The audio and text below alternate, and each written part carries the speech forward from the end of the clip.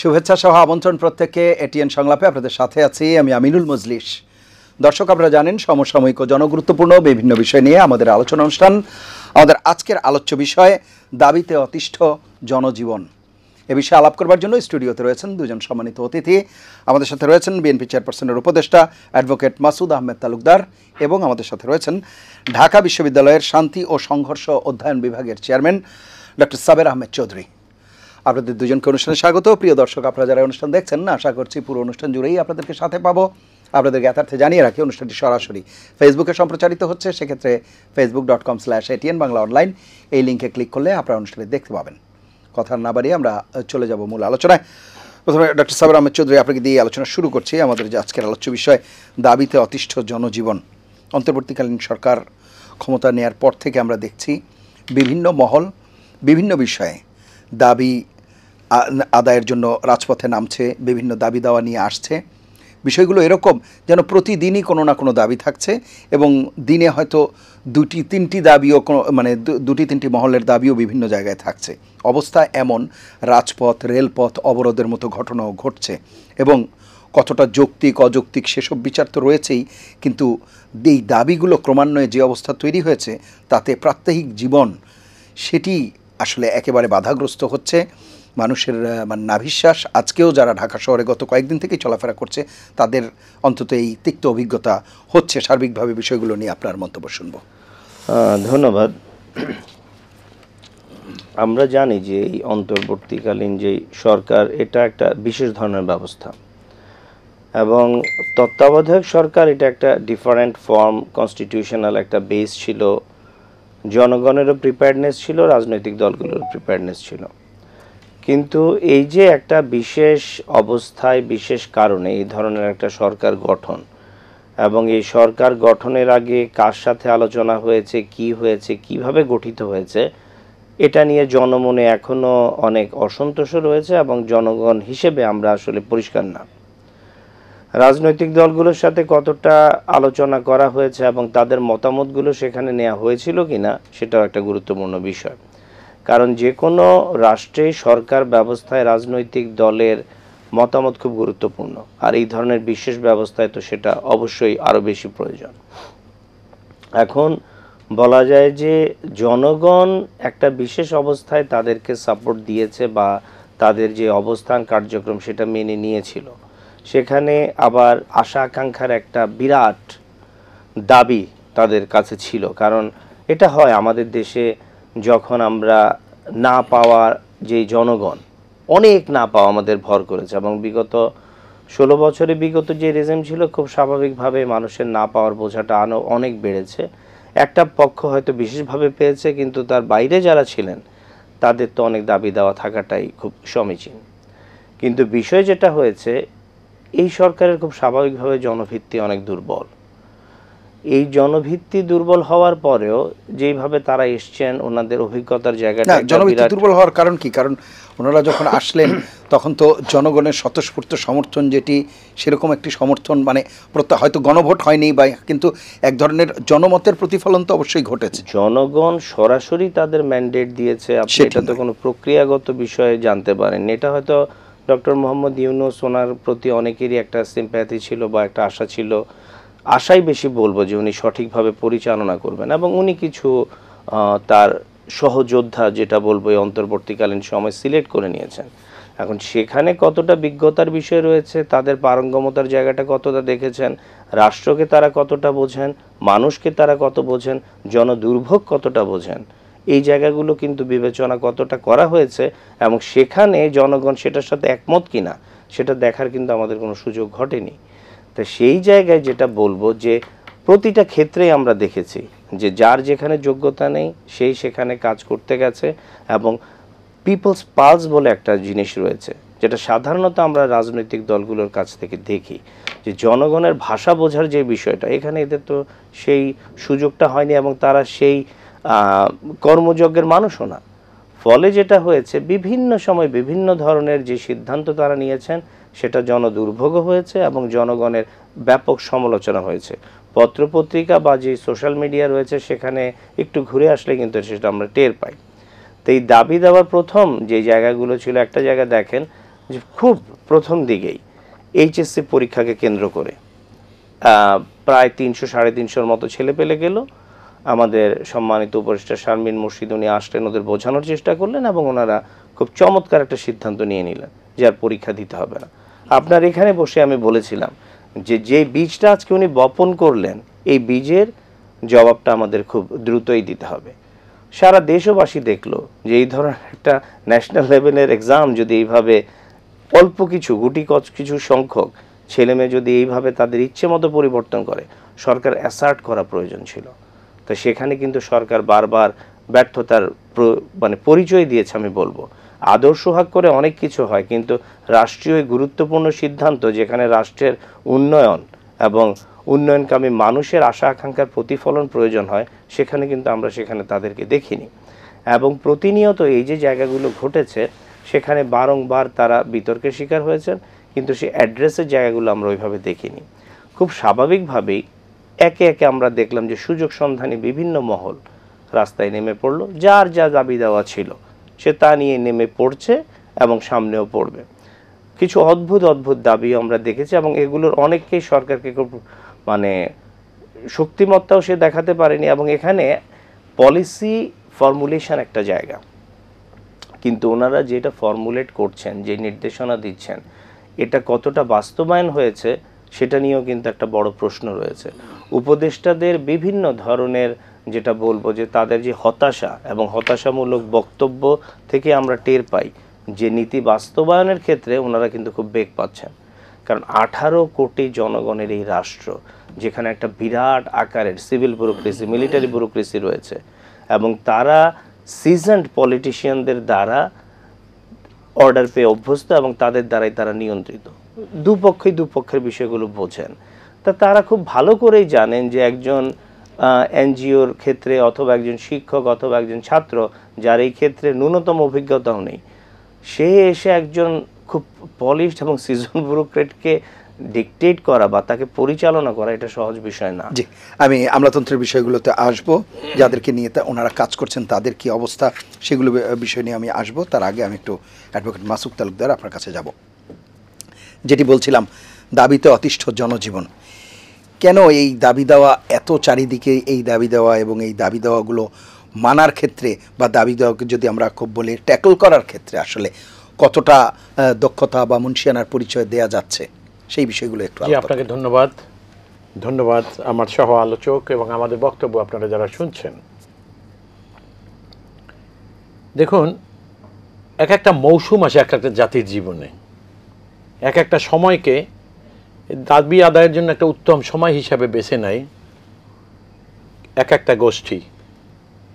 আমার কাছে মনে হচ্ছে এখন যে এই জাতির যে সময়টা সামনে চলছে, অতিবাহিত হচ্ছে, এই সময়টাকে আজকে যারা নিত্য নতুন দাবি নিয়ে আসছেন তাদের কাছে মনে হচ্ছে এরকম দাবি আদায়ের একটা সুসময় তাদের ধারণা, মানে এটাই বক্ষম সময় দাবি আদায় তারা মনে করেন। এগুলো মনে করার পিছনে কারণটা কি?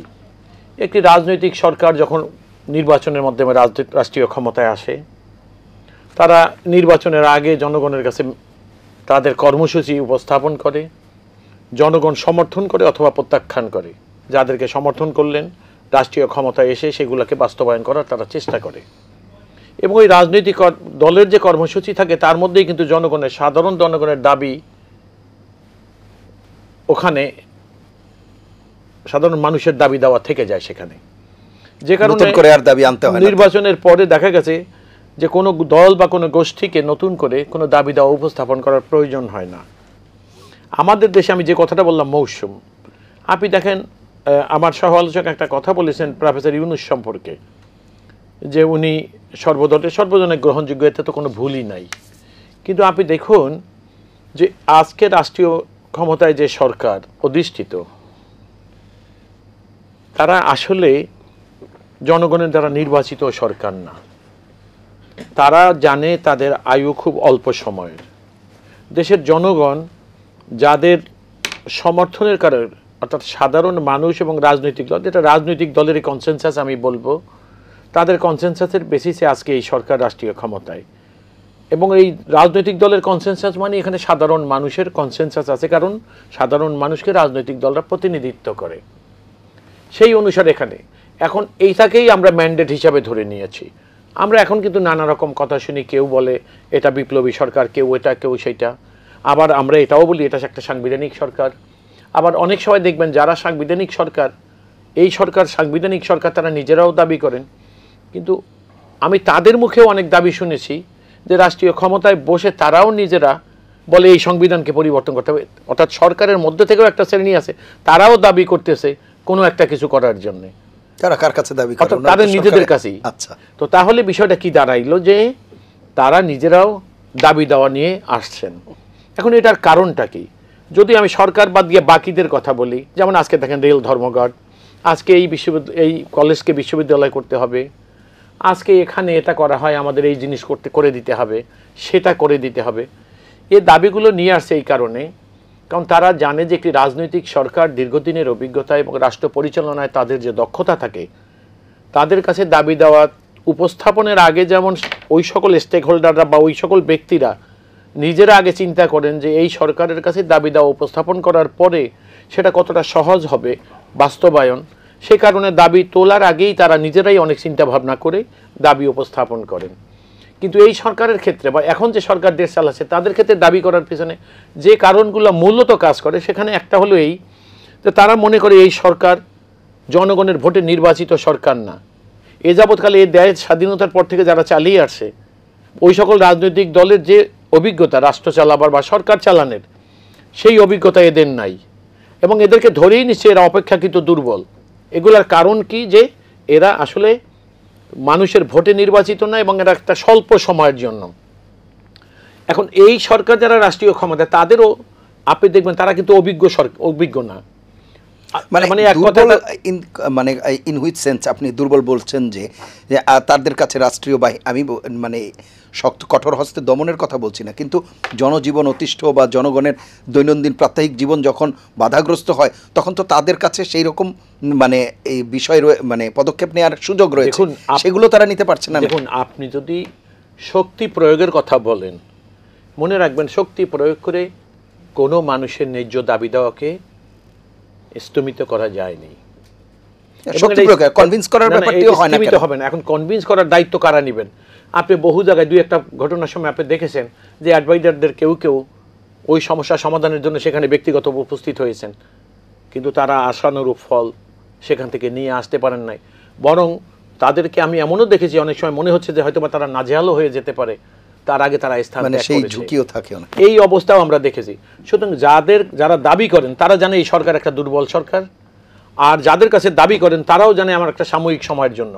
তো যেই সময়ের জন্য আমরা আসি সেই সময়টাকে যদি একটা মোটামুটি নির্বিঘ্নে চালিয়ে যেতে পারি, সেক্ষেত্রে তারা কি মনে করেন যে আমরা যুক্তি অযৌক্তিক বিবেচনার চাইতেও আমরা যদি তাদের দাবিটা মেনে নেই এবং আমাদের সময়টা যদি একটু মানে মসৃণ করা যায় আমাদের শেষ প্রান্ত পর্যন্ত উপনীত হওয়ার জন্য, সে কারণে দাবিওয়ালারাও যেমন দাবি করা মনে করে খুব সহজ, এনারাও মনে করেন দাবি যেহেতু করেছে কিছু একটা করে দিয়ে আমরাও সময়টাকে সেভ করে নিয়ে যাচ্ছি। এটা হলো আমার বিবেচনা একটা। তো যে কারণে এখন এই যে দাবি দেওয়া, এটা থেকে তাদেরকে সরে আসতে হবে, মনে রাখতে হবে। কারণ এই সরকার, আমি যে কথাটা একটু আগে বলছিলাম যে এই সরকারেরও অনেকে দাবি করে ফেলেন। আপনি দেখবেন আজকে যারা গুটি কয়েক স্টুডেন্ট মনে করেন কোনো এক জায়গায় দাঁড়িয়ে যদি একটা দাবি করে, প্রথম আজকে থেকে কিছুদিন আগে আমরা কি দেখেছি, সচিবালয়ের সামনে কিছু স্টুডেন্টরা মিলে একটা দাবি করেছে, পরের দিন দেখা গেল সরকার সেটাই মেনে নিলেন। এমনকি এমন অনেক কিছু সিদ্ধান্ত তারা নিয়েছে যেটা রাষ্ট্রীয় অত্যন্ত গুরুত্বপূর্ণ সিদ্ধান্ত, তাদের ওই দাবির অনুসারে নিতে হয়েছে। তো এটা দেখে ইতিমধ্যে যারা হয়েছে কি, যারা দাবি দেওয়া তোলার জন্য এই সময়টাকে উপযুক্ত মনে করতেন না, তারাও চিন্তা করলেন যে এই সরকারের কাছে দাবি তুললেই যখন বাস্তবায়িত হয়, তাইলে আমরা আমাদের দাবিগুলো নিয়ে আর চুপ করে বসে থেকে লাভ কি? ফলে তারাও তাদের দাবি নিয়ে সামনে অগ্রসর হচ্ছে। আসল ব্যাপারটা হলো কি, এখানে অনেক কথা বলা যায়, এটা খুব নিশ্চিত একটা ব্যাপার যে এই সরকার খুবই স্বল্প সময়ের জন্য। আচ্ছা, আপনি এই বিষয়টা বলবেন, কিন্তু একটি বিষয় যেটি ডক্টর সাবের আহমেদ চৌধুরীও উল্লেখ করতে চেয়েছিলেন, আমি সেই আলোচনা থেকে এসেছে, আপনাকে একটু সেই বিষয়টি একটু দৃষ্টি আকর্ষণ করছি। সেটি হচ্ছে এই যে আমলাতন্ত্র বা যাদের নিয়ে এই সরকার কাজ করছে, আপনার কাছে মনে হয় কিনা দাবি দাওয়াগুলো যখন আসছে তখন এককভাবে সরকার যে সিদ্ধান্তগুলো নিচ্ছে দাবি দেওয়ার বিষয়ে, সেই সিদ্ধান্তগুলোতে এক ধরনের উপদেশ বা পরামর্শও তো থাকে আমলাতন্ত্রে, মানে আমলা যারা থাকে বা তাদের আশেপাশে যারা থাকে, মন্ত্রী সচিব বলি কিংবা যারাই থাকেন, তাদের এক ধরনের পরামর্শ তো থাকে। তারাও কি আসলে সঠিক পরামর্শ উপদেষ্টাদের দিচ্ছেন কিনা সেভাবে যেই দাবিগুলোকে বা পরিস্থিতিকে কিভাবে হ্যান্ডেল করা যায়, কিভাবে সামাল দেওয়া যায়, সেই নির্দেশনাগুলো আপনার কাছে কি মনে হয়? দেখুন, রাজনৈতিক সরকার রাষ্ট্রীয় ক্ষমতায় যখন থাকে দেশে একটা ব্যুরোক্রেসি থাকবে এবং এটা জনগণের প্রতিষ্ঠান। ব্যুরোক্রেসি কখনো রাজনৈতিক সরকারের উপরে তাদের সুপ্রিমেসি খাটায় না, বরং রাজনৈতিক সরকার যে সিদ্ধান্ত নেয় থ্রু ব্যুরোক্রেসি সেটাকে এক্সিকিউট করতে হয়। আজকে আমাদের যে রাষ্ট্রীয় ব্যুরোক্রেসি, যেটা আমাদের সরকার, তারা জানেন যে এই সরকার 5 বছরের জন্য নির্বাচিত হয়ে বা ম্যান্ডেট নিয়ে আসেনি। সে কারণে এই ব্যুরোক্রেসি যেটা চিন্তা করে যে এদেরকে, এই সরকারকে গুড হিউমারে রাখাই তাদের জন্য সবচেয়ে বড় দায়িত্ব। তারা এই সরকারের সঙ্গে প্রকাশ্যে দ্বিমত করে না, কিন্তু সরকারের সিদ্ধান্ত যখন তাদের উপর যে ন্যস্ত করা হয় বাস্তবায়নের জন্য, তখন তারা দেখা গেছে যে ওটাকে বাস্তবায়নের জন্য তারা অতটা উদ্গ্রীব থাকে না। এই কারণে তারা জানেই যে এই সরকার আজকে যে নির্দেশনা আমাদেরকে দিয়েছে, কালকে সেটা তাদের নিজেদেরই মনে থাকবে না। আর আমরা বাস্তবায়ন না করলেও, আর বাস্তবায়ন না করার পিছনেও তাদের একটা না একটা যুক্তি থাকে।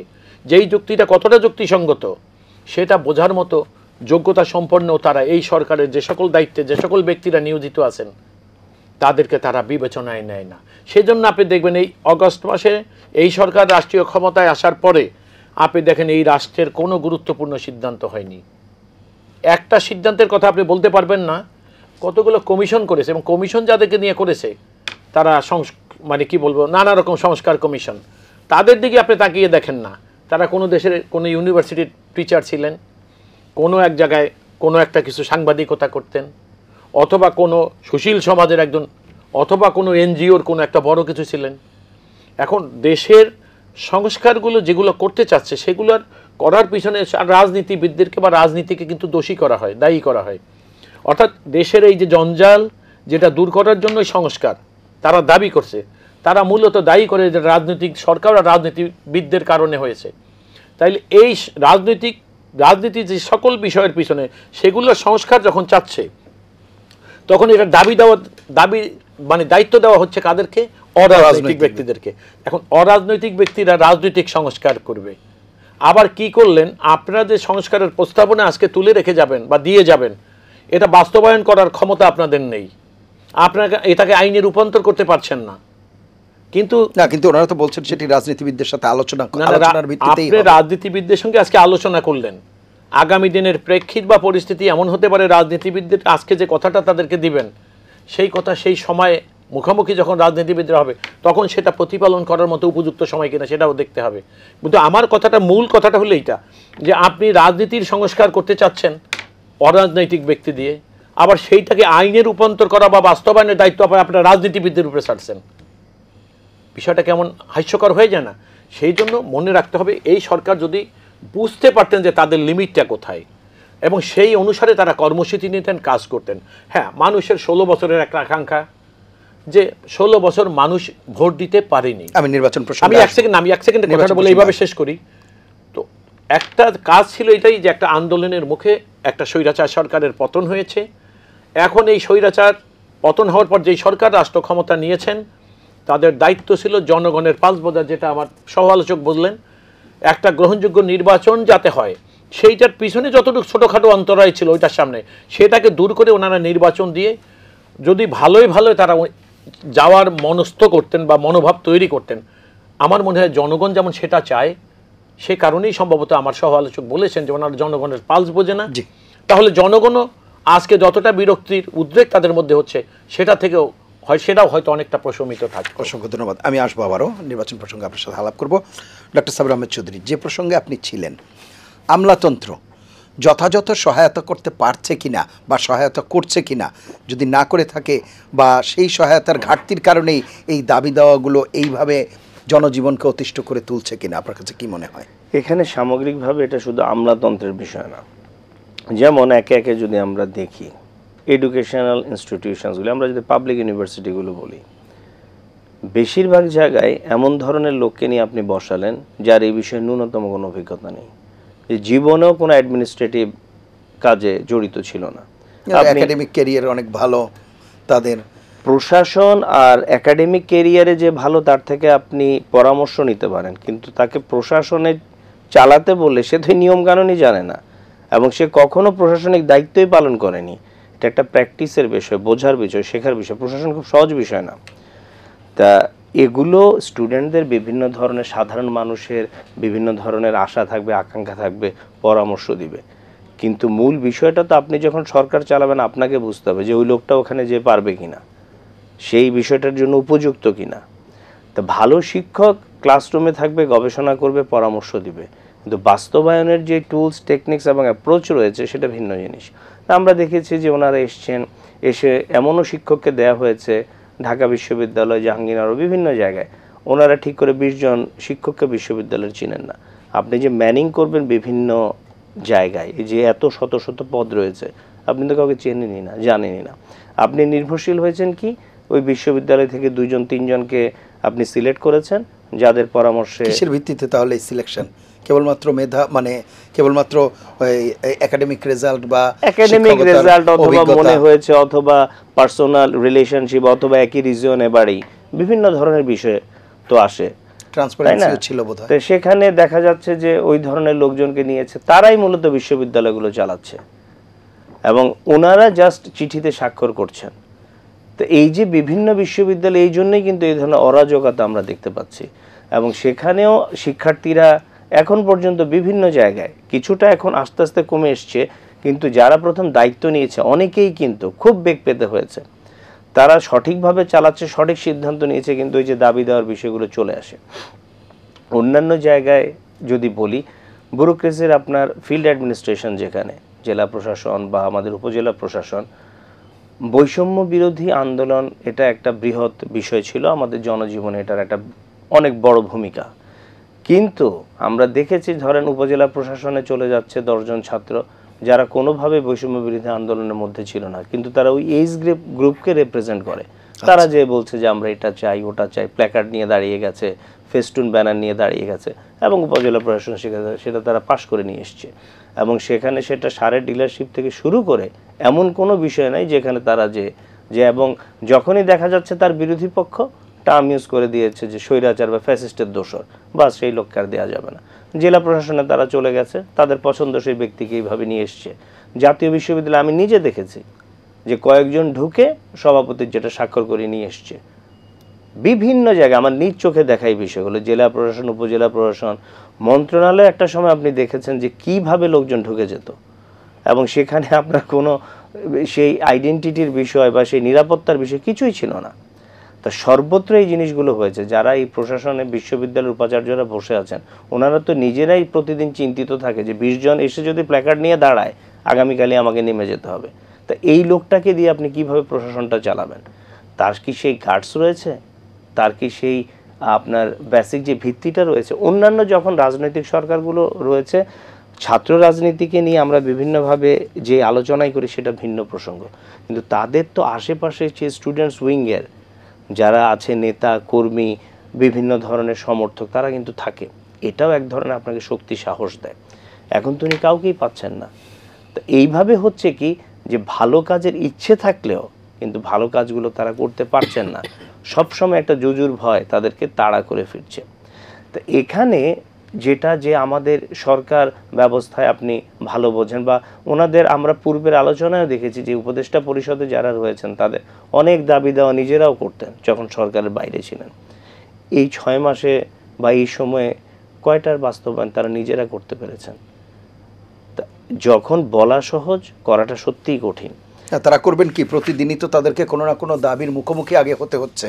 এখন সকালে উঠেই যখন তাদেরকে এই দুশ্চিন্তায় থাকতে হয় যে আজকে কোন গ্রুপ নামবে, আজকে কাদের দাবি দেওয়া, তখন তাদের দৈনন্দিন কাজকর্ম করাই তো দুরূহ হয়ে যায়। দেখেন, এই যে রাজনৈতিক দলগুলো, এখানে আরেকটা বিষয় রয়েছে। রাজনৈতিক দলের মধ্যে ভুইফোড় একটা রাজনৈতিক দল, আর আপনি যাদের পিপলস ম্যান্ডেট সত্যিকার অর্থে রয়েছে, সবাইকে যদি আবার এক কাতারে দেখেন খুব মুশকিল। আপনি জামায়াত ইসলামী বা বাংলাদেশ জাতীয়তাবাদী দলের ভয়েসকে যেইভাবে দেখবেন, সেখানে অনেক সংগঠন রয়েছে যাদের 0.5% আপনার সাপোর্টারও নেই, তার কথাকে একইভাবে নিলে কিন্তু জিনিসটা আপনি মেলাতে পারবেন না। এখন মন্ত্রণালয় ভিত্তিক প্রত্যেকটা রাজনৈতিক দলেরই কিন্তু থিঙ্ক ট্যাঙ্ক রয়েছে। তা আপনারা এসে মন্ত্রণালয় ভিত্তিক সব রাজনৈতিক দল থেকে 5-7 জন করে যদি একটা থিঙ্ক ট্যাঙ্ক নিতেন, তাদের সাথে পরামর্শ করতেন, কাজ করতেন, তারা তো দেশ বিরোধী কোনো সিদ্ধান্ত এই সময় নিত সেটা আমাদের মনে হয় না। আর পরামর্শ করতে সমস্যাটা কোথায়?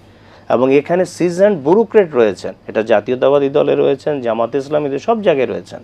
তা তারা তো অন্তত পরামর্শটা আপনাকে দিতে পারতো, গাইডলাইনটা দিতে পারতো, কারণ আপনার যেখানে ঘাটতি সেটাই হচ্ছে তাদের যোগ্যতা। তো এই জায়গায় কিন্তু আমরা কোথাও দেখিনি।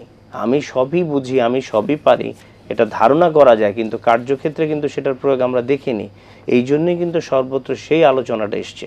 আপনি পুলিশ প্রশাসন চালাবেন, তাই সেখানে আপনি সেই লোকগুলোকে কেন জড়ো করেননি? রাজনৈতিক দলগুলোকে বলতে পারতেন। তা আপনি কোনো একটা বিশেষ ইস্যু আসবে, যখন আপনি রাস্তায় ওই স্টুডেন্টদের থামাতে পারবেন না, তখন আপনি রাজনৈতিক দলের সাথে বসবেন এটা থামানোর জন্য। এই কৌশলটা কিন্তু কোনো ভালো কৌশল নয়। আরেকটি প্রসঙ্গ যেটি আজকেও দিনভর যেটি নিয়ে উত্তাল, 7 কলেজের মধ্যে একটি কলেজ এখন বিশ্ববিদ্যালয় হওয়ার কথা বলছে। আপনি নিজে বিশ্ববিদ্যালয়ে শিক্ষক, ঢাকা বিশ্ববিদ্যালয়ে আছেন, এরা বিভিন্ন বিশ্ববিদ্যালয়ে শিক্ষক হিসেবে ছিলেন, দায়িত্ব পালন করেছেন। এই বিষয় এইটি আসলে কতটা যদি যুক্তির নিরিখেও চিন্তা করা হয় যে এটি কতটা যুক্তিযুক্ত, সেটি একটি বিষয়। এরই মধ্যে অবশ্য সরকার পক্ষ থেকে বলা হয়েছে যে এই মুহূর্তে হয়তো এটি সম্ভব নয়। সার্বিকভাবে এই বিষয়টি একটু আলাপ করবেন। আসলে আমাদের দেশে যেটা দেখি কি, যার যে বিষয়ে কথা বলা প্রয়োজন নেই সেই বিষয়ে সবচাইতে বেশি কথা বলে, এবং যার যে বিষয়ে যথেষ্ট জ্ঞান বা পাণ্ডিত্য থাকা প্রয়োজন। বিশ্ববিদ্যালয় কনসেপ্টটাই হচ্ছে বিশ্ববিদ্যালয়ের নতুন জ্ঞান তৈরি করবে। এটা খুব বিরাট একটা বিষয় যে বিশ্ববিদ্যালয় করতে হলে অনেকগুলো বৈশিষ্ট্য প্রয়োজন, সরকারের অনেক সিদ্ধান্তগত বিষয় রয়েছে, এখানে অর্থের বরাদ্দ রয়েছে। আমাদের এখানে জাতীয় বিশ্ববিদ্যালয় টাইপের একটা বিশ্ববিদ্যালয় আমরা করেছি। এটা আসলে একটা অ্যাডমিনিস্ট্রেটিভ বডি। তো এটা মন্ত্রণালয়ের আন্ডার একটা বৃহৎ অ্যাডমিনিস্ট্রেটিভ বডি দিয়ে যদি আপনার চালানোর শখ আপনি চালাতে পারতেন। এখন ভারত বা বিভিন্ন দেশে এই জায়গাগুলো রয়েছে, তারা বিশ্ববিদ্যালয় প্রশাসনের অধীনেই কিন্তু এগুলো চালায়। তো সেই ধরনের একটা অ্যারেঞ্জমেন্ট কিন্তু করা যেত। এখন রাজশাহী বিশ্ববিদ্যালয় বা ঢাকা বিশ্ববিদ্যালয়ের অধীনে যখন কলেজগুলো ছিল, তার চাইতে জাতীয় বিশ্ববিদ্যালয় যে খুব ভালো চলছে, আমরা তো শিক্ষার অধঃপতন বা মান তো সঠিক মান দেখছি না। দিনের পর দিন শুধু মানের আমরা অধঃপতনই দেখছি। তো সরকার যখন সার্বিক সিদ্ধান্তগুলো নিয়েছে, সেখানে কিন্তু অনেক চিন্তার বিষয় ছিল। এখন জাতীয় বিশ্ববিদ্যালয়ের মতো একটা মডেল যখন আপনি তৈরি করে দিয়েছেন, দাবি যেইভাবে উঠছে, এখন এই 7 কলেজ চাইবে, পরে ময়মনসিংহ অঞ্চল থেকে, পরে বরিশাল অঞ্চল থেকে, সব অঞ্চল থেকে আপনাকে একটা বিশ্ববিদ্যালয় করতে হবে। কারণ কলেজগুলোতে তারা অ্যাডমিনিস্ট্রেটিভ একটা বডি চায়, এবং তারা ভাবছে এটা তো সম্ভব। তো এখন এখানে এই 7 কলেজকে আপনার খুব ভালো করেই জানেন যে একটা বিশেষ পরিস্থিতিতে, বিশেষ করে আমাদের 2 জন উপাচার্য এবং সেই সময়কার একজন উপাচার্য ছিলেন, একজন জাতীয় বিশ্ববিদ্যালয়ের প্রফেসর হারুন এবং জনাব আসম আরফিন সিদ্দিকী স্যার, এই 2 জন একটা টানপোড়েন এবং তৎকালীন প্রধানমন্ত্রীর কিছুটা ইচ্ছা, সব কিছু মিলিয়ে একটা সিদ্ধান্ত নিয়েছে। খুব খারাপ সিদ্ধান্ত সেটা আমি চট করে বলবো না, কিন্তু সিদ্ধান্ত নেওয়ার পর করলেনটা কি? ঢাকা বিশ্ববিদ্যালয়ে আলাদা কোনো অ্যাডমিনিস্ট্রেটিভ ইউনিট নেই, একটা রুম পর্যন্ত তাদের জন্য আলাদা বরাদ্দ নেই এই কলেজগুলি অ্যাডমিনিস্ট্রেট করার জন্য। হাজার হাজার শিক্ষার্থী আপনি নিলেন, তা আপনি তাদেরকে ভর্তি করাচ্ছেন, তাদের শিক্ষার মানের জন্য কি উদ্যোগটা আপনি নিয়েছেন?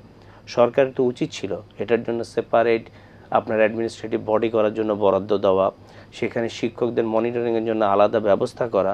এখন আমি আমার পরীক্ষার খাতা বলেন বা ক্লাস নিয়েই পারছি না, আমার উপর আপনি বিরাট হাজার হাজার শিক্ষার্থীর আপনি বোঝা চাপিয়ে দিলেন।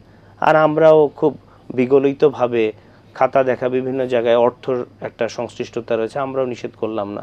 তা মান কি হতে পারে? একজন শিক্ষককে যদি আপনি 1200-1400 খাতা দিয়ে দেন, যেই বিষয়গুলো কলেজ পর্যায়ে রয়েছে, আমরা শিক্ষকদের রুমে ঢোকাই দেয় খাতার যে বান্ডেলের সাইজ, এটার জন্য। শিক্ষার মানের জন্য আপনি কি করেছেন? আপনারা যদি ওখানে যেতেন, ট্রেনিংয়ের ব্যবস্থা করতেন, গবেষণার জায়গাটায় কথা বলতেন, বা শিক্ষক শিক্ষার্থীদের নিয়ে ইনোভেটিভ বিভিন্ন প্ল্যান শিক্ষার মানোন্নয় করতেন, কলেজের সাথে বিশ্ববিদ্যালয়ের শিক্ষার্থীদের ইন্টারাকশনের ব্যবস্থা করতেন এবং তাদের মধ্যে বিভিন্ন ধরনের গবেষণা প্রসূত জ্ঞান লেখালেখির ব্যবস্থা করতেন, তাহলে আমরা বুঝতাম যে শিক্ষার মানে আপনি কিছু করছেন। তা আপনি আগের বিষয়ই রাখলেন, শুধু একটা অ্যাডমিনিস্ট্রেশন থেকে আরেকটা অ্যাডমিনিস্ট্রেশনে আপনার কিছু ইচ্ছা বা আপনার প্রভাব প্রাধান্য দেওয়ার জন্য করলেন।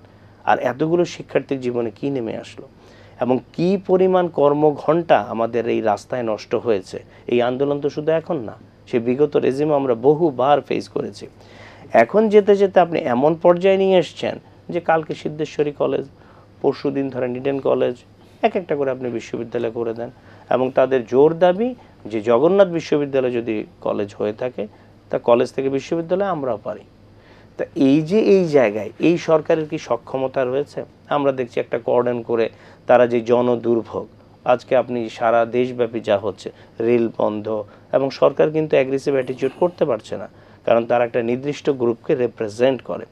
তো এখানে এখন আপনি কি দিয়ে, তারা সরকার যে শিক্ষা উপদেষ্টা কিন্তু ওনার কথা বলেছেন, এখন ঢাকা বিশ্ববিদ্যালয় থেকে শুরু করে প্রতিটা শিক্ষা প্রতিষ্ঠানে শিক্ষা উপদেষ্টার কোনো কথা কেউ মানছে না। উনি বারবার মব ভায়োলেন্সের বিরুদ্ধে কথা বলেছেন, কিন্তু সকল দাবি দাওয়া এখনও মব ভায়োলেন্সের মাধ্যমে, জোর জবরদস্তি, এবং শিক্ষকরা কিন্তু এখন ভয়ে থাকেন, সেটা ক্লাসরুমেও থাকেন এবং এটার প্রভাব পড়ছে যারা আন্দোলনের সাথে রয়েছে, যারা শাউট করতে পারে তাদের খাতায় নাম্বার বেড়ে যাচ্ছে। তো এই যে আপনি একটা চাপের রাজনীতি তৈরি করেছেন, এখান থেকে উত্তরণের উপায়টা কিন্তু খুব সহজ না, এবং এই কালচার সহজে চেঞ্জ হবে না, কারণ তারা শিখে গেছে যে যদি শাউট করা হয়, মব ভায়োলেন্স করা হয়, আপনার বিভিন্ন ধরনের প্রসেশন করা হয়, তাহলে পরিবর্তন হয়। তা সকল দাবি যে ন্যায্যতার পক্ষে থাকবে সেটাও কিন্তু বলা যায় না। তা আপনি যখন একটা প্রশাসন চালাবেন, সেখানে আপনি কি করে এই পরিস্থিতিতে অ্যাসার্টটা করবেন সে মেকানিজম নিয়ে কিন্তু ভাবা প্রয়োজন ছিল, যেটা এখনও হচ্ছে না। আমাদের এই যে এদের সাথে যারা এই বৈষম্য বিরোধী ছাত্র আন্দোলন বলেন বা শিক্ষা উপদেষ্টা বলেন বা অন্যান্যরা, তাদের সাথে কিন্তু কথা বলা প্রয়োজন। তাদের একটা কমিটি করে দিতে পারে, কমিটি করে এটা আলাপ আলোচনা চলতে পারে, তাহলে তো এই জনদুর্ভোগটা কিছু দিনের জন্য হলো ভাবে। তা আপনি আলোচনাও করবেন না, একজন আপনি বক্তৃতা দিবেন টেলিভিশনে, ওরা আবার ওখান থেকে শুনবে, শুনে এটা আবার পাল্টা বিবৃতি দিবে। তো এই বিবৃতির রাজনীতি আপনাদের জন্য ঠিক রয়েছে, কিন্তু এই জনদুর্ভোগ থেকে আমরা খুব দ্রুত মুক্তি চাই। জি, অসংখ্য ধন্যবাদ। আবার আসবার চেষ্টা করবো আমি। জাম্বাস আহমেদ তালুকদার, এই যে দাবি দেওয়ার প্রসঙ্গে বলছিলাম, সেখানের বিষয়ে যদি কোনো যৌক্তিক অযৌক্তিক কতটা, সেগুলো প্রসঙ্গে যদি কিছু বলতে চান সেটি বলবেন। আপনি নির্বাচন প্রসঙ্গেও বলছিলেন, সেই ব্যাপারে বলবেন। দেখুন, এই দাবির জন্য আমি যেটা বলছিলাম একটু আগে, যে দাবির জন্য এই সরকারের এই সময়টাকে কেন বেছে নেওয়া হচ্ছে, কারণ এই তারা ধরেই নিয়েছে। কারণ ইতিমধ্যে আপনি দেখেন দুঃখ কোথায়, এই সরকার ক্ষমতায় আসার পরে আপনি আইন শৃঙ্খলার দিকে তাকান, খুব হতাশাব্যঞ্জক। আপনি বাজার অর্থনীতির দিকে তাকান, খুবই দুঃখজনক। আপনার মানুষের প্রায় প্রত্যেকটা পণ্য মানুষের ক্রয় ক্ষমতার বাইরে চলে গেছে। এমন একটা পরিস্থিতির মধ্যে দিয়ে যাওয়ার সময় একটা সরকার হঠাৎ করে ট্যাক্স এবং ভ্যাট নির্ধারণ করলেন, যে সমস্ত প্রোডাক্টগুলো কনজামশনের জন্য সাধারণ মানুষ হলেন সাবজেক্ট, অর্থাৎ বিষয়বস্তু হলেন সাধারণ মানুষ। সেই সাধারণ মানুষ যাদের নাভিশ্বাস উঠে গেছে এই কঠিন পরিস্থিতির মধ্যে দিয়ে যেতে, তখন সরকার সিদ্ধান্ত নিলেন কি, যে স্বল্প আয়ের মানুষগুলোর উপরে ট্যাক্স এবং ভ্যাট নির্ধারণ করলেন, তাদের যে সমস্ত প্রোডাক্ট বা তাদের যে কনজামশন যেগুলো সেগুলোর উপরে, আর আমলারা যারা অপেক্ষাকৃত সুবিধায় আছে তাদের জন্য ভাতা বাড়াই দিলেন। তাহলে যাদের প্রয়োজন নাই তাদের আপনি বেতন বা ভাতা বৃদ্ধি করলেন, আর যাদের কষ্ট হচ্ছিল তাদের উপরে কষ্টটা আরও বাড়িয়ে দিলেন, লাঘব করার তো কিছু করলেনই না। তো এইসব জিনিসগুলো যখন করেন, মানুষের দাবি আসার পিছনে একটা যুক্তিসঙ্গত কারণও অনেক সময় থাকে। এবং আপনি দেখেছেন এই ভ্যাট এবং ট্যাক্স ইম্পোজিশনের পরে দেশের একটা সুশীল সমাজ বা একটা সাধারণ মানুষের পক্ষে যারা কথা বলে, আদার দ্যান পলিটিশিয়ানস, রাজনীতিবিদরা তো কথা বলেই যাচ্ছে এবং বলছে। তো এগুলো এখন একটা কলেজ, আপনি দেখেন না গত সরকার কি করে গেছে এই দেশে। আপনি যেখানে যাবেন এমন কোনো অলিগলি নাই আপনার প্রথম যখন প্রাইভেট ইউনিভার্সিটি করা হলো, আমি লক্ষ্য করেছি একটা বিল্ডিংয়ে আমি বনানীতে 3টা ইউনিভার্সিটি দেখেছিলাম। এখন অবশ্য তাদের অনেক বড় বড় প্রতিষ্ঠান হয়ে গেছে, ঢাকার বাইরে তারা চলে গেছে। অর্থাৎ যে কোনো জায়গায় আপনি সায়েন্স ল্যাবরেটরির মুখে বাম পাশে একটা তাকাইলাম, একটা বিল্ডিংয়ের 3 তলায় দেখলাম একটা ইউনিভার্সিটি। আপনি একটু সামনে আগালেন, গ্রিন রোডে ঢুকলেন, আগরার উপরে একটা ইউনিভার্সিটি। আপনি আরেকটু সামনে আগাই গেলেন, গ্রিন হসপিটালের কাছে আরেকটা ইউনিভার্সিটি। আরে বাবা, এই যেন ব্যাঙ্গের ছাতার মতো গজিয়ে গেল। তো এখন কথায় কথায় যখন ইউনিভার্সিটি গজাচ্ছে, তখন এই সমস্ত উৎপাদন দেখে যারা উৎপাদন বিমুখ ছিলেন তারাও মনে করে আমরা বসে থেকে কী লাভ।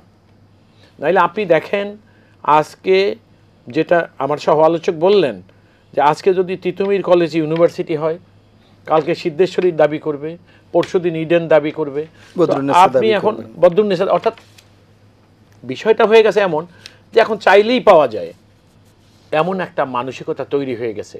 এবং এটা যখন হয়ে গেছে, এবং এটাকে কন্ট্রোল করার জন্য এই সরকারের যে অথরিটি এক্সারসাইজ করতে হবে, সেই মানসিক শক্তি এই সরকারের নেই। আর সবচেয়ে বড় কথা হলো, আমি যে কথাটা একটু আগেই বলেছি, যে এই সরকার একটা সাময়িক সময়ের জন্য দেশের আমলাতন্ত্র আন্তরিকভাবে তাদেরকে দিবে একটা পলিসি, তারা চিন্তা করে এবং সেটাকে বাস্তবায়ন করার জন্য যে পরিমাণ চিন্তাভাবনা এবং সহযোগিতার প্রয়োজন, যাদের মাধ্যমে এটা বাস্তবায়ন হবে তারা ধরেই নিছে যে আজকে কোনো কর্মসূচি ইনিশিয়েট করলে এই সরকার সেটা বাস্তবায়ন করার মতো সময় তাদের হাতে নেই। এবং তারা দেখবেন আপনি কোনো মেজর ডিসিশন নিতেও পারছে না, সেই জন্য শুধু টাইম পাস হচ্ছে। এখন এই টাইম পাসের মধ্যে দিয়ে সবাই দাবি করে আজকে হচ্ছে কালকে মানতেছে, এভাবে করে। তো এভাবে করলে তো যেটা হয় সেটা হলেই যে আপনি একটা পরিস্থিতি তৈরি হবে। এখন উত্তরণের উপায় কি? নির্বাচন। উত্তরণের উপায় আমি শুনেন, এই সরকারকে তার লিমিট বুঝতে হবে। সরকার মানুষের পালস বুঝতে হবে, মানুষ কি চায়। আপনি কোটা আন্দোলন এবং কোটা আন্দোলনের সঙ্গে দেশের রাজনীতি যারা গত 16-17 বছর, আমি শুধু বিএনপির কথা বলবো না, এদেশে যারা স্বৈরাচারের বিরুদ্ধে রাজনীতি করেছেন, আন্দোলন করেছেন, তারা গুম হয়েছে, হত্যা হয়েছে, নির্যাতন হয়েছে, তাদের আন্দোলন যখন এই কোটা বিরোধী আন্দোলনের সঙ্গে সম্পৃক্ত হয়, এবং আপনি দেখবেন কোটা বিরোধী আন্দোলনের এই যে একটা প্যারামাউন্ট সাকসেস খুব অল্প সময়ের মধ্যে চলে আসলো, এই ক্ষেত্র কিন্তু রাজনীতিবিদদের বা রাজনীতি যারা করেছে, স্বৈরাচারের বিরুদ্ধে যারা সকল ত্যাগ স্বীকার করে যারা আন্দোলন করেছিলেন, ক্ষেত্রটা কিন্তু তাদেরই তৈরি। এখন যদি আপনি এখন রাষ্ট্রীয় আজকে যারা সরকার হলেন, যেমন আমার সহ আলোচক বলছে যে এই সরকারের একটা কাজ করলে ভালো হতো, যে সকল রাজনীতিবিদরা তো এরকম অরাজনৈতিকভাবে অনির্বাচিতভাবে রাষ্ট্রীয় ক্ষমতায় যেতে চাননি। তারা রাজনীতিবিদদের বলেননি, রাজনৈতিক থিঙ্ক ট্যাঙ্ক যারা আছে তাদেরকে সম্পৃক্ত করা যায়, তারা তো আছেই, তারাই তো করছেন এখন। কিন্তু রাজনীতির সম্পৃক্ততা যদি থাকতো, এই নিজে কথাটা বলেছেন, বা রাজনীতিবিদদের থেকে 5-7 জন করে নিলে যে সকল রাজনৈতিক দলের এক্সপার্টিজ আছে বলে, আমি যদি আই এম নট রং, সে কথাটা ইনি বলেছেন। কিন্তু রাজনীতিবিদরা কিন্তু এই সরকার স্বৈরাচার পতনের পরে একবারও প্রকাশ করেনি যে আমরা এই সরকারের অংশ হতে চাই, বরং তারা সবাই বলেছেন যে আমরা এই সরকারকে রাষ্ট্রীয় ক্ষমতায় টিকিয়ে থাকার জন্য যা কিছু করতে হবে তা আমরা সব করে যাব। এবং তারা এটাও বলছেন আটারলি, যদি এই সরকার ব্যর্থ হয় সেটা জাতির জন্য দুর্ভাগ্যজনক হবে। এবং সেই কারণেই এখন বিষয়টা কি, সেই জন্য রাজনীতিবিদদের দেখেন, তারা বসিয়ে কিন্তু চুপ করে বসে নাই। এই সরকার যেমন ব্যর্থ হতে দিতে চাচ্ছেন না রাজনীতিবিদরা, তেমনি এই সরকার যেটা ভুলে গিয়ে ভিন্ন ভিন্ন চিন্তা করছে, নানা দিকে তারা ভ্রমণ করছে, তাদেরকে বুঝাতে চাচ্ছেন রাজনীতিবিদরা যে আপনারা আপনাদের ঠিকানা মতো আসেন, যে করণীয় কাজটি দেশের মানুষের দীর্ঘদিনের আকাঙ্ক্ষা, মানুষের যে সকল অধিকারগুলো নির্বাসিত হয়েছিল সেগুলো মানুষ ফেরত চায়, এবং তারা চায় যে একটা রাষ্ট্রের একটা ক্ষমতা সেই সরকারই থাকুক যেই সরকারটি এই দেশের জনগণের। সেই জন্য আমি বারবার এবং আজও বলে যাচ্ছি যে একটা নির্বাচন ছাড়া, আপনি দেখেন আজকে আভ্যন্তরীণ সমস্যা টাইম ফ্রেম তো তারা দিয়েছে, আইদার এবছরের শেষ অথবা সামনের বছর। এখন পর্যন্ত এটাকে কোনো রোড ম্যাপ বলা চলে না, এটা একটা কথার হিসাবে একটা রোড ম্যাপ। নির্বাচন কমিশন থেকেও এটি বলা হয়েছে যে এই আমার টাইম ফ্রেম ধরেই তারা প্রস্তুতি নিচ্ছে। এইটা ওনার কথা, আজকে উনি বলেছে, উনি সব ইলেকশন কমিশনের যে কটা আমি চিফ ইলেকশন কমিশনের বক্তব্য শুনেছি, যদি বলে তারা আমরা তৈরি, যদি তারা যদি দিয়ে কথা বলছে, ব্যাপারটা তা না। আপনি যদি একটা রোড ম্যাপ আপনি ডিক্লেয়ার করেন এবং সেই অনুসারে ইলেকশন কমিশন কাজ করে, রাজনীতিবিদরাও সেইভাবে অগ্রসর হয়, তাহলে বিষয়টা হবে একটা এই যে মনস্তাত্ত্বিক যে একটা বৈপরীত্য চলছে এখন, সেই জিনিসটা কিন্তু দূর হয়ে যাবে।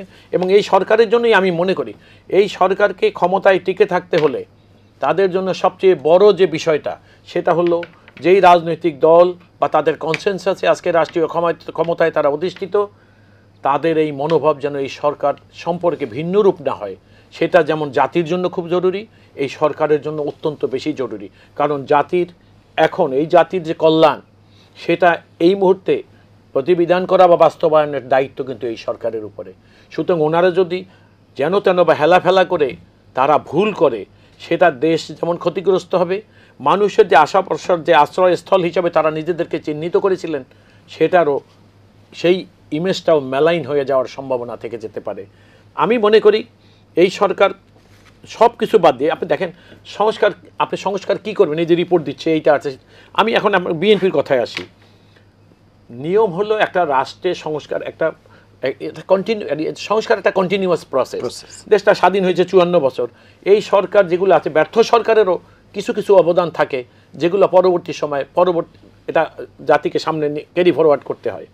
এখন এই সরকারের যে জিনিসটা করা উচিত যে তাদেরকে খেয়াল রাখতে হবে যে মানুষের যে সকল আকাঙ্ক্ষা, যেটা মানুষ সামনে নিয়ে যেতে চায়, সেই আকাঙ্ক্ষার দিকে নজর রেখে যদি এই সরকার মনে করে এবং তারা যদি একটা টাইম ফ্রেম নির্ধারণ করে যে আমরা এই সময়ের জন্য আমাদের থাকা উচিত, এর বাইরে আমরা যাব না, এবং এই সময় করণীয় কাজ আমাদের কি, এই করণীয় কাজের জন্য তাদের যে সকল অন্তরায় সেই জিনিসগুলো দূর করতে হবে।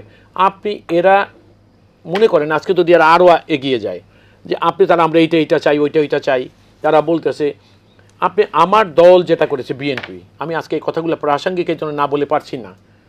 আপনি দেখবেন আমার দলের ভারপ্রাপ্ত চেয়ারম্যান তারেক রহমান সাহেব আজকে থেকে বেশ আগে একটা 31 দফা, অর্থাৎ এই স্বৈরাচার সরকার 16 বছরের রাষ্ট্রকে যে পর্যায়ে নিয়ে গেছিল, তাতে রাষ্ট্রের প্রত্যেকটা প্রতিষ্ঠান যার মালিকানা জনগণের কাছ থেকে হরণ করা হয়েছিল, এবং প্রতিষ্ঠানগুলো প্রায় 2-1টা ব্যক্তি যারা ওই সকল প্রতিষ্ঠানের প্রধান ব্যক্তি হিসাবে এসেছিলেন, তারা লেজুর ভিত্তি করে একটা স্বৈরাচারের একটা অভয় আশ্রম তৈরি করে দিয়ে গেছিলেন, এবং প্রত্যেকটা প্রতিষ্ঠানকে তারা খোকলা করে দিয়েছেন। সেই জন্য আমার দল চিন্তা করেছে বহু আগেই যে এই স্বৈরাচার রাষ্ট্র কাঠামোকে যেভাবে ধ্বংস করে দিয়ে যাচ্ছে তার একটা সামগ্রিক মেরামত দরকার। এবং সেই কারণে দেখবেন আমার দল 31 দফা, এবং আপনি এই যে রাষ্ট্র সংস্কারে যারা আজকে ইতিমধ্যে যারা কমিশন রিপোর্ট যেগুলো পত্রিকায় প্রকাশ পেয়েছে, আপনি একটু মিলিয়ে দেখবেন যে বিএনপির যে 31 দফা, যেটা আজকে থেকে 1 বছর আগে বিএনপি দিয়েছিল এবং যেটা বিভিন্ন মিডিয়ার মাধ্যমে দেশের সাধারণ মানুষের কাছে পৌঁছেছিল, আপনি বিএনপির সেই রাষ্ট্র মেরামতের 31 দফা এবং আজকের সংস্কার কমিশন যে সকল রিপোর্ট দিচ্ছে আপনি মিলিয়ে দেখবেন। আমার কাছে মনে হচ্ছে অনেক ক্ষেত্রে আমি 80-90% মিল পেয়েছি। কিছু নতুনত্ব হয়তো ওনারা আনছে, সেটা হয়তো সময়ের পরিক্রমায় কিছু নতুন আসাটাই স্বাভাবিক তাদের জন্য, কিন্তু আপনি দেখেন বেসিস বা ফান্ডামেন্টাল যেটা রাষ্ট্রের জন্য প্রয়োজন, সেই কথাগুলো কিন্তু বিএনপি বলে গেছে। এখন এগুলো কি বিএনপি এগুলো কখন করবে? যদি রাষ্ট্রীয় ক্ষমতায় আসে। বিএনপি কিভাবে করবে রাষ্ট্রীয় ক্ষমতায় আসলে? যে নির্বাচনের আগে মানুষ যদি বিএনপির দেওয়া এই সকল কর্মসূচিকে গ্রহণ করে, তাহলে ধরে নেবে বিএনপিকে তারা রাষ্ট্র ক্ষমতায় বসাবে, এবং যদি একটা ফেয়ার নির্বাচন হয়। এবং আপনি লক্ষ্য করবেন যে নির্বাচন ছিল একটা জাতির জন্য সবচেয়ে বড় ক্রাইসিস।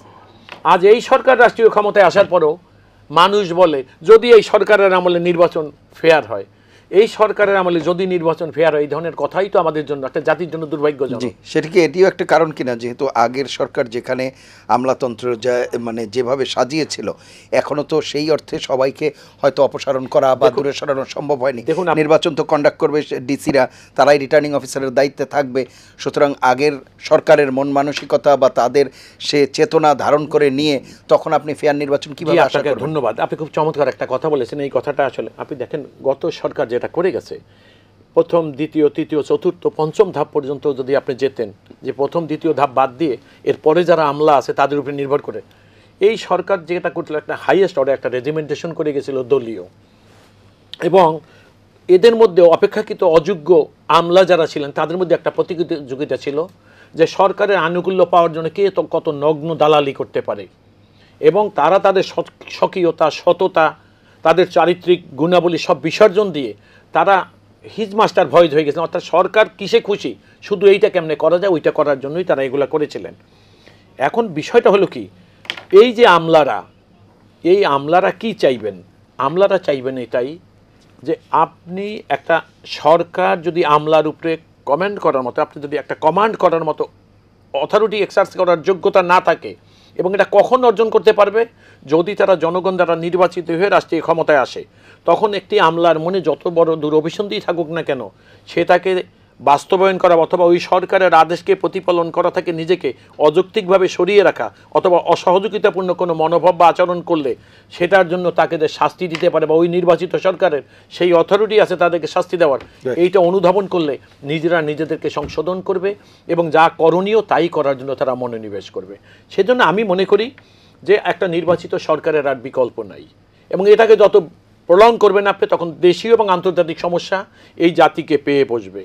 এখন এই জাতিকে নিয়ে অতীতে আমলারা, অতীতের স্বৈরাচার যদি যা পরিহাস করেছে, আজকে রাষ্ট্রীয় ক্ষমতায় এসে যারা রাষ্ট্র চালাচ্ছেন জনগণের সমর্থন নিয়ে এবং রাজনৈতিক দলের অনুমোদন নিয়ে, তারা যদি ঠিক ওই সরকারের মতোই কালক্ষেপণ করেন, তাহলে মনে হয় আমাদের জন্য সেটা আরও বড় রকম দুর্ভাগ্য হতে পারে।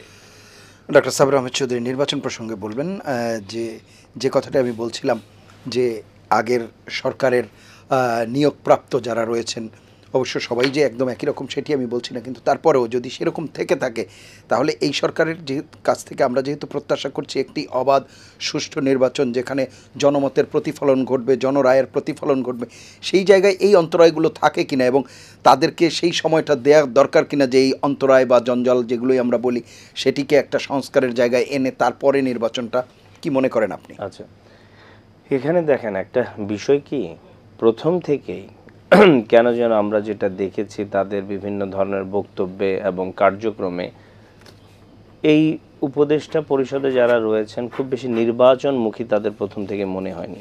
কেন যেন মনে হয়েছে যে ওনারা আরও অনেক সময় নিতে চান, অনেক কিছু দেখতে চান। প্রথম তো কেউ এমনও বলছিল যে 5 বছর হলে ভালো হয়। তা আস্তে আস্তে সেই জায়গা থেকে তারা টেরও পেয়েছেন, সরে এসছেন এবং সঙ্গত কারণে এসছেন। এখানে বিষয়টা কি, আপনাকে একটু যদি আমরা দেখি যে সার্বিকভাবে সবার উপরে তো দেশ, বিনিয়োগ বলতে গেলে পুরোপুরি বন্ধ। কারণ কোনো ব্যবসায়ী এই রাজনৈতিক পরিস্থিতিতে সে তার অর্থলগ্নি করবে না। এফডিআই এর ক্ষেত্রে ভয়াবহ অবস্থা। বিভিন্ন ধরনের রাষ্ট্র ইতোমধ্যে বলা শুরু করেছে যে নির্বাচিত সরকার আসার আগে তারা সেই ধরনের বড় কোনো এঙ্গেজমেন্টে যাবে না। খুব সঙ্গত কারণই রয়েছে, কারণ এই সরকারের যে জনভিত্তি সেটা যতটাই আমরা দেশের মানুষ মেনে নেই না কেন, একটা পলিটিক্যাল গভর্নমেন্টের সাথে চুক্তি বা এই জায়গাগুলো করলে যে স্ট্যাবিলিটিটা পাওয়া যায়, সেখানে কিন্তু একটা দুর্বলতা রয়েছে। প্রতিদিন দাবি দাওয়া ঘোষণা করেছেন নির্বাচনের যে সময়, আজকেও যেটি কমিশন থেকে বলা হয়েছে, আপনার ঘোষণা, বডি ল্যাঙ্গুয়েজ, পদক্ষেপ, সাধারণ মানুষ এগুলো খুব সহজে বোঝে। বাংলাদেশের মানুষ অনেক স্মার্ট। সেই ধরনের কোনো কিছু তো মানে নির্বাচনী ট্রেন বা নির্বাচনী হাওয়া আপনাকে নির্দিষ্ট করে বলতে হবে অত মাসের অত তারিখে নির্বাচন হবে, আমরা এই কাজগুলো এর মধ্যে করব, তারিখগুলো রোড ম্যাপ বলতে সার্বিকভাবে যেটা বোঝায়। আপনি একবার প্রয়োজন অনুযায়ী বলবেন ডিসেম্বর, একবার বলবেন কেউ এর আগেও হয়ে যেতে পারে যদি রাজনৈতিক দল চায়, আবার বলবেন আগামী বছর জুনে। তা আপনি নিজেই তো কনফার্ম না, কারণ এটা একটা খুব সিরিয়াস বিষয়। এবং এই যে জায়গাটা, সেখানে প্রস্তুতির জায়গাতে আমরা কিছুই দেখছি না।